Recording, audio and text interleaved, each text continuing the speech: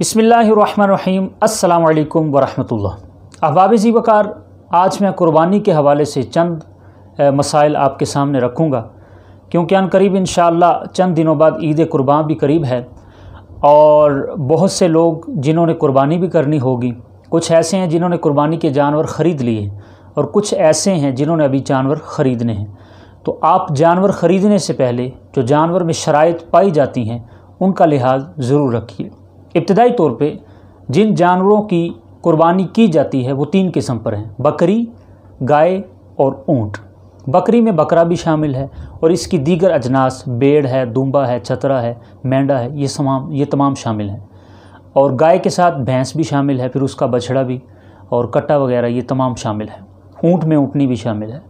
तो बकरी में कम अज़ कम उसकी जो उम्र है वो 1 साल लाजमी है। बकरी है या बकरा है, उसमें उसकी उम्र 1 साल होना ज़रूरी है। अगर 1 साल से 1 दिन भी कम हुई तो ऐसे जानवर की कुर्बानी नहीं होगी। हाँ, अलबत्ता जो छतरा है या मेंढा है वो दूर से देखने पर 1 साल का लगता है लेकिन उसकी उम्र 6 माह है, तो ऐसे छतरे या मेंढे की कुर्बानी भी जायज़ है। इसके बाद है गाय या भैंस। इनकी उम्र कम से कम 2 साल लाजमी है। अगर 2 साल से 1 दिन भी कम हुई तो ऐसी गाय या भैंस की भी कुर्बानी जायज़ नहीं होगी। इसी तरह ऊँट है या ऊँटनी है, तो इनकी उम्र कम से कम 5 साल लाजमी है। अगर 5 साल से 1 दिन भी कम हुई तो फिर उनकी भी कुर्बानी जायज़ नहीं होगी। कुर्बानी का जानवर ख़रीदने से पहले आप देख लें कि वो जानवर कमज़ोर ना हो, लागर ना हो, इतना कमज़ोर ना हो कि वो चल भी सकता ना हो और उसकी हड्डियों में गुदा ना हो। ऐसे जानवर की कुर्बानी जायज़ नहीं होगी। अगर जानवर काना है, उसकी एक आँख नहीं है, तो फिर भी उस जानवर की कुर्बानी नहीं होगी।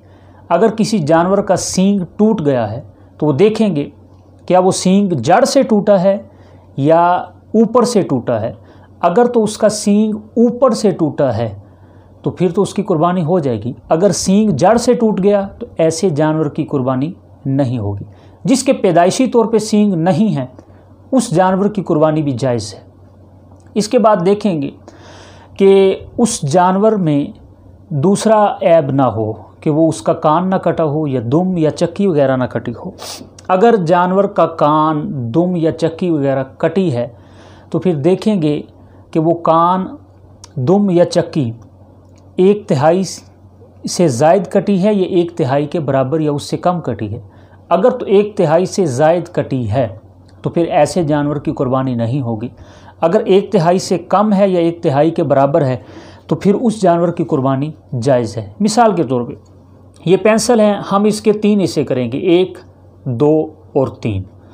किसी भी जानवर का कान है, दुम है या चक्की वगैरह है, देखेंगे कि वो 1/3 के बराबर या इससे कम कटी है या 1/3 से ज़ायद।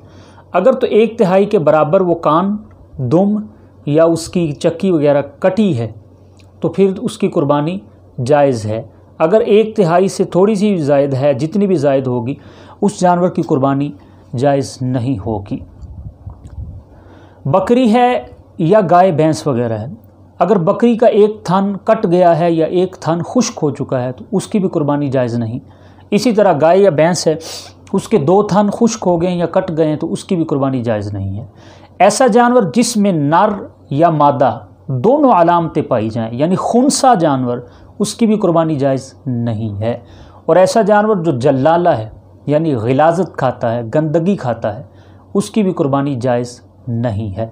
तो आप कुर्बानी का जानवर ख़रीदने से पहले इन बातों का ख़ास ख्याल रख लें कि इन अयूब में से कोई भी ऐब उस जानवर में ना पाया जाए।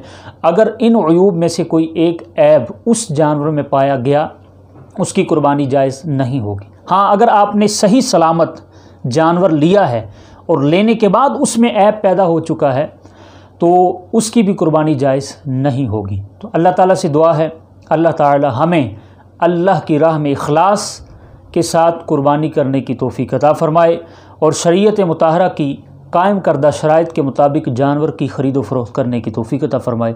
अस्सलामु अलैकुम व रहमतुल्लाह।